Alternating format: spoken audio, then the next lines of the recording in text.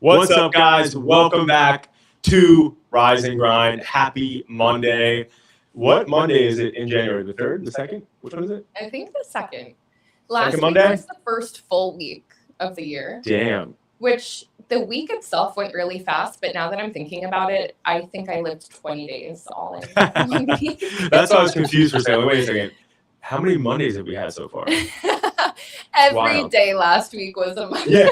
Listen, when you come back from any breaks, it's always going to be Good Monday. So it's just busy. It's a busy. Everyone's busy right now, right? It kicks Start of off. the new year. People are motivated. Yeah. Some people are, not everybody. Some people are super motivated. Some people are not super motivated. But either way, whether you're motivated or not, life doesn't stop for you. No, it sure doesn't. You know what That's I mean? a scary thing. Yeah, it keeps moving. I got to tell you, so today I was shook by this. So I'm sitting there and I'm driving in. And now because we have our van wrapped, we got the Adapting Social mobile wheels, baby.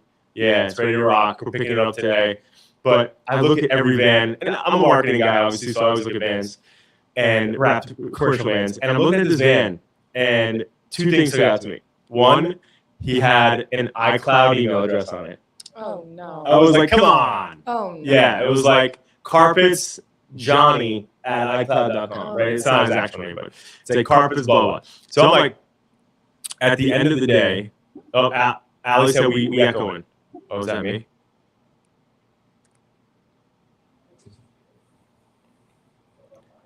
me see. Here, let me try this. Here, check now. It was probably me because I was on here virtually like this.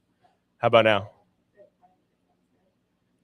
Allie said it in the group chat. Allie for the win. Allie for the freaking win. Thank you, Allie. Okay, so anyway, with that said, I see, it's iCloud, whatever, right, on an email. And the first thing I think about, though, like because we live in a world now where everybody is so, like, just consumers are smart now, right? Like, we know BS, we know when things are professional, we know when things are not professional. Seeing that, I was like, damn. Like, that's super unprofessional. I couldn't even believe it.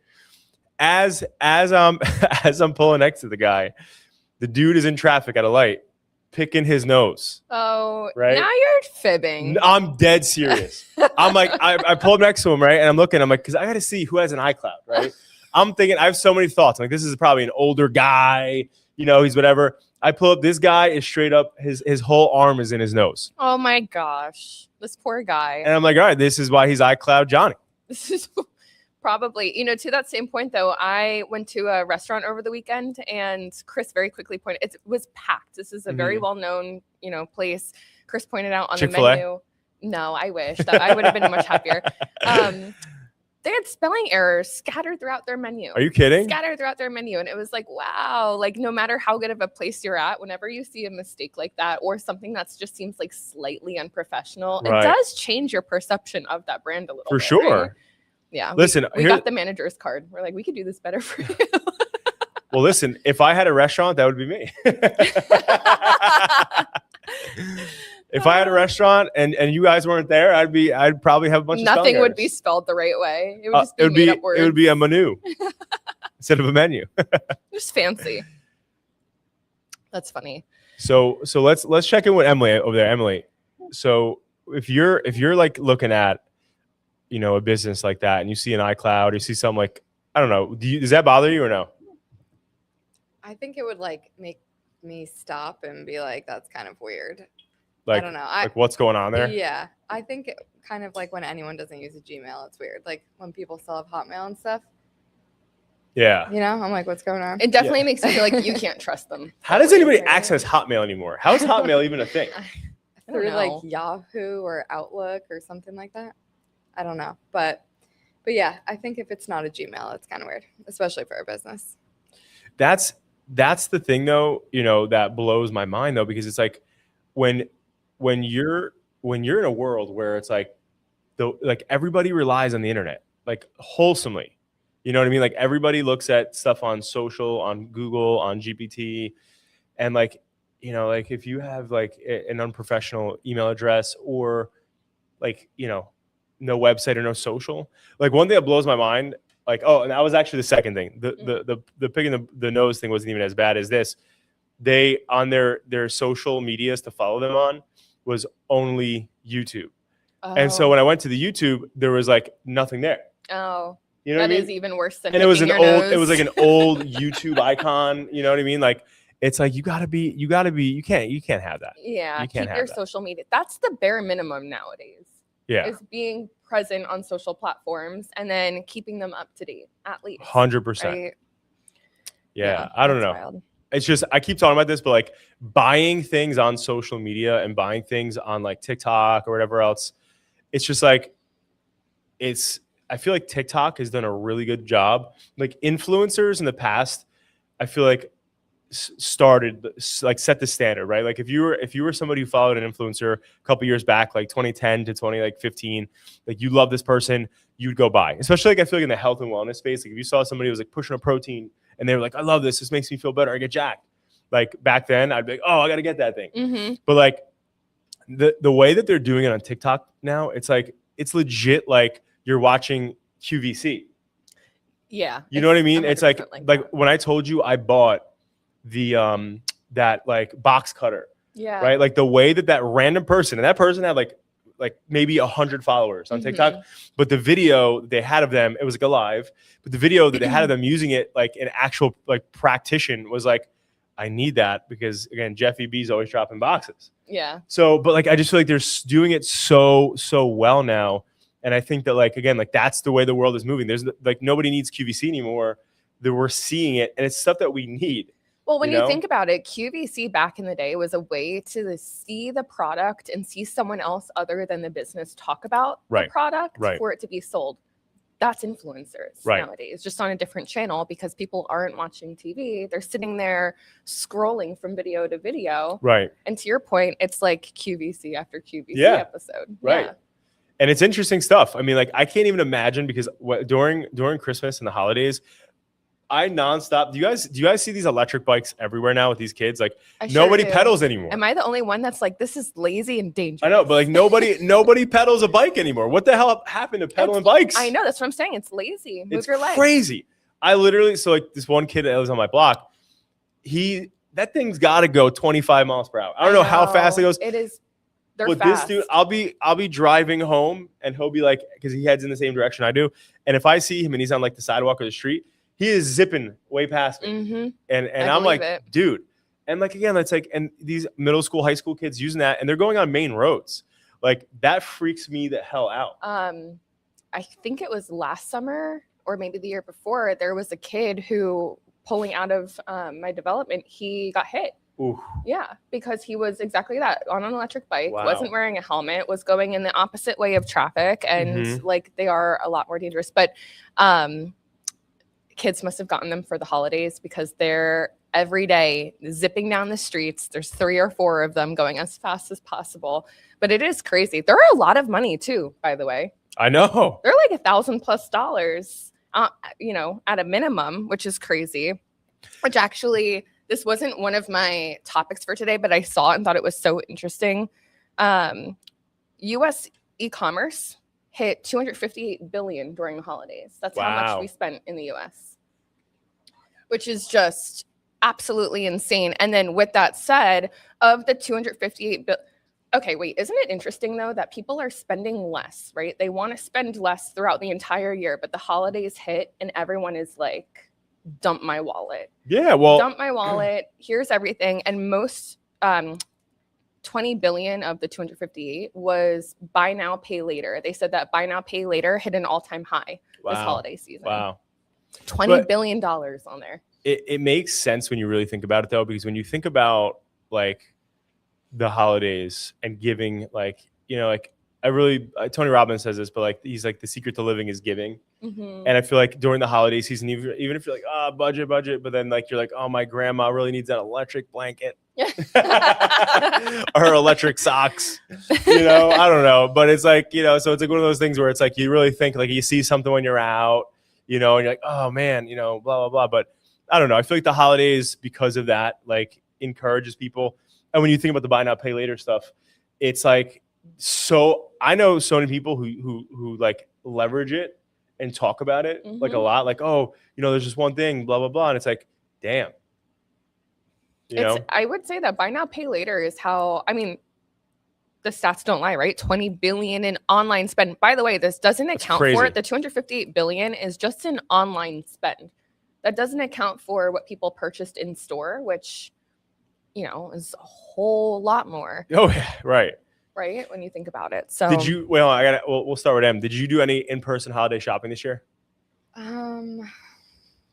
I don't think so. Actually, at one like a kid's store for my nephew and my friend. So you did it once. Yeah. For a kid's store. What do you remember what store it was? It was like a little boutique. Yeah, it was a little boutique in Red Bank called Little Waves, and it's really cool. Cute. It's really cute, really expensive. But everything else you did online. Yeah. Got it. Yeah. What about you? Oh, I did a mix of both. I love going in store though and finding things. I feel like it's so much more meaningful. And the outlets have better deals than they do online, in my opinion, too. I find better stuff there. So yeah. And I know you had yourself a shopping day too. Right? Yeah, I had to. But I was all over it. I mean, like I said, it always bums me out when you think about the way like shopping used to be versus now, because like everything was in person versus, I mean, you had a little bit of e-com, but like now it's like heavily e-com. But yeah, I did actually all of mine was in person. Wow, good for you. Yeah, I didn't do any. And did you wait in really long lines? A couple. Yeah, a couple. I tend to try to go like randomly throughout the week where I'm like, I know people are working. There's no way. Until you show up and you're like, why is nobody working? 100%. Well, it's like I was at the UGG store, and I'm like, I'm here randomly at a time during the week. There was like lines out of the store into like, it was like overflow. I'm like, what the hell? Like Uggs are still getting it. Oh yeah, they're still out here getting it. But apparently, what's it? You guys hear this thing about how like apparently it's like the old ones are more quality than the new ones now? Yeah.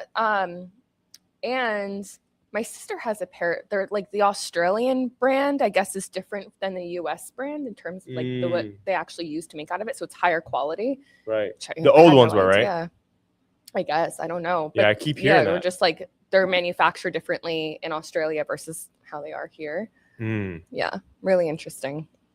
They stopped worrying about quality. All right, let's hit some topics, Meg. What do we got? All right, let's talk about ChatGPT Health, which it's about time that they release something like this, because they had even said in their announcement that a majority of users are already using ChatGPT for their health. It's like 90% of what I use it for. Yeah, same. Honestly. It's the most common conversation that's taking place. So they released the health side, which there's a wait list right now to get onto it. But you're able to upload all of your medical records, any of your wellness apps, which I want to see if the Aura app can connect to it, because Apple Health does right now. It? Yeah, which is really cool. But basically, it just has stronger privacy and security so that your health information doesn't get leaked out there, which I guess is a concern for most. Honestly, like that doesn't bother me. In my head, I'm like, I don't know. You want to know all of the weird things that are going on.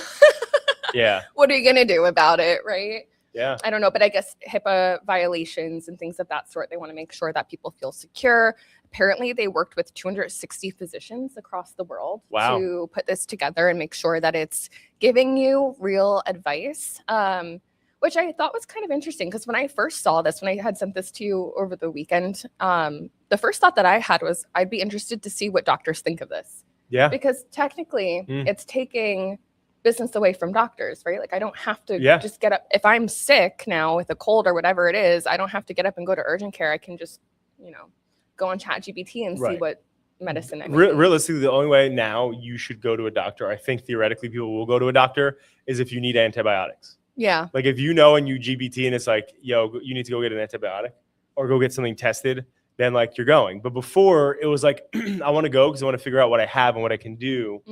Now you'll need to go to figure out information, because information is just sitting there at your fingertips on GPT.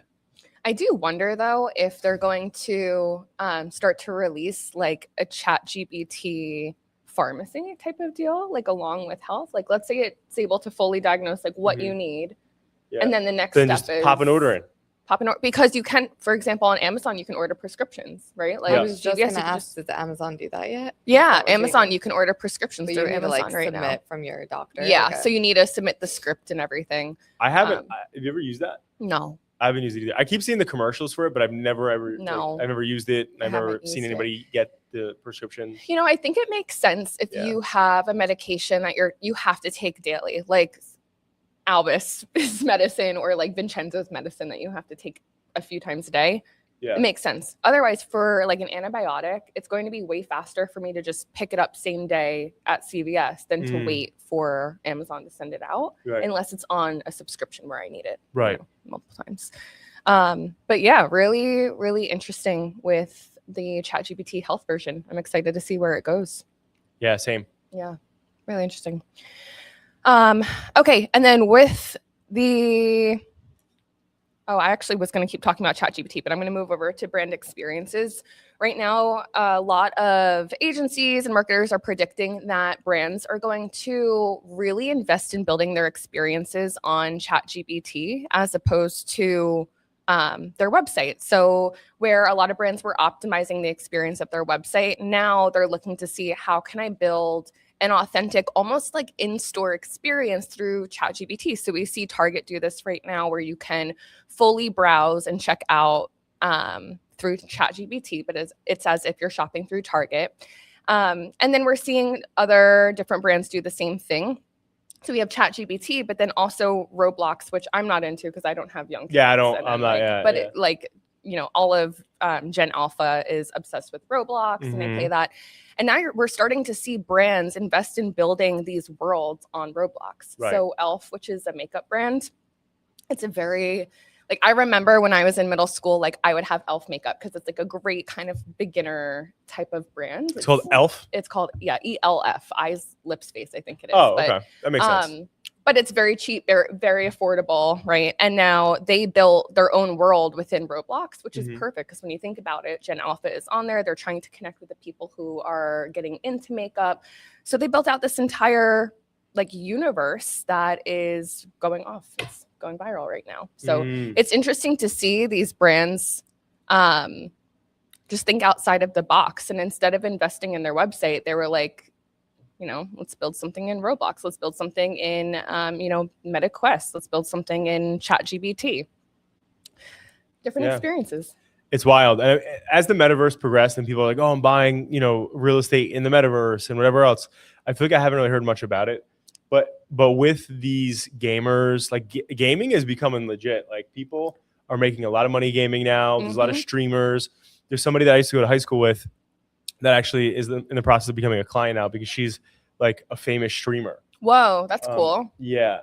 So it's like just wild that people like they do that for a living. And it's funny to think back in the day where like when like N64 came out, like all these games were coming out, and then PlayStation, it was like, get off, the thing, like you're wasting your life away, playing video games. Like so many parents would say that to their kids because they would love and be so hooked on these games. Yeah. And, and then eventually progress to like, you can't make any money doing this, you're a bum. And then now, I think one of the streamers made like over 20 million last year. Something crazy. I believe it. It's a lot of money.